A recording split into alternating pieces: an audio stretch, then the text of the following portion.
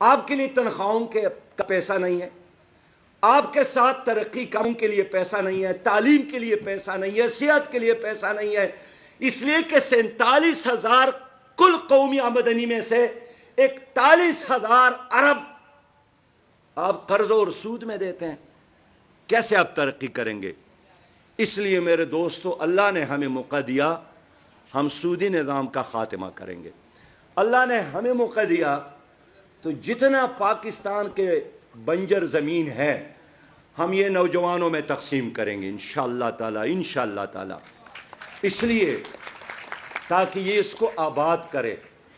نبی مہربان نے فرمایا ہے کہ مردہ زمین جس نے زندہ کیا فہی لہو، یہ اس کی ہے۔ اور آج کل یہ ساری زمینیں بنجر پڑی ہے اور لوگ بھوکے سوتے ہیں، اس لیے میں انشاءاللہ ان تمام بنجر زمینوں کو نوجوانوں میں تقسیم کروں گا، خصوصی طور پر وہ جو یونیورسٹیوں سے فارغ ہوتے ہیں اور ڈگریاں جلاتے ہیں اور خودکشیاں کرتے ہیں اور مایوسی کے اندھیروں میں سانس لینے پر مجبور ہے۔ میں ان کو بتاؤں گا کہ یہ آپ کا رقبہ، یہ آپ کے لیے ٹریکٹر، یہ آپ کے لیے کھاد، یہ آپ کے لیے بیج، اور یہ آپ کی اب محنت کرے، یہ آپ کا ہو گیا۔ میرے پیارے بھائیوں، اللہ تعالیٰ نے ہمیں موقع دیا تو ہم پاکستان کو ایک ویلفیئر اسلامی پاکستان بنائیں گے اور اس کے لیے زکوٰۃ اور عشر کا نظام نافذ کریں گے۔ میں نے اپنے گزشتہ عرصے میں کیلکولیشن اور معلومات کی بنیاد پر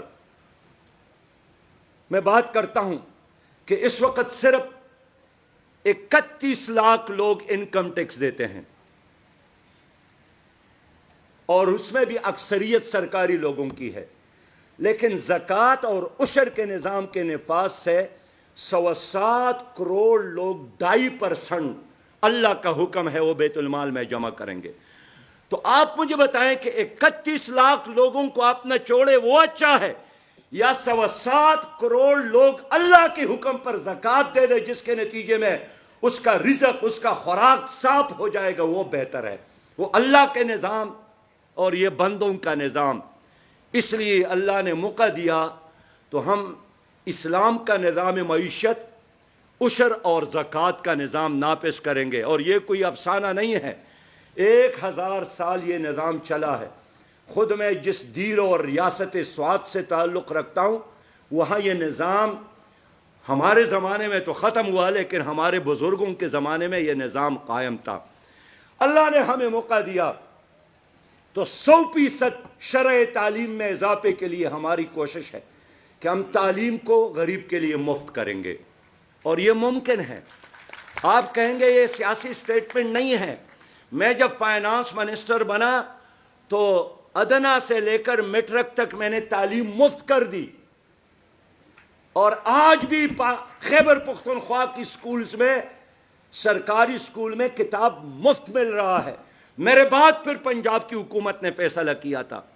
اللہ نے ہمیں موقع دیا تو ہر نوجوان کے لیے روزگار، اور جب تک روزگار نہ ملے ہم بے روزگاری الاؤنس دیں گے تاکہ وہ والدین پر بوجھ نہ بنے۔ اللہ نے ہمیں موقع دیا تو ہم بزرگوں کو اولڈ پیپلز ہوم میں نہیں ڈالیں گے، ہم اس کے لیے وقار اور عزت کے ساتھ بڑھاپا الاؤنس مقرر کریں گے تاکہ وہ دوسروں کا محتاج نہ رہے۔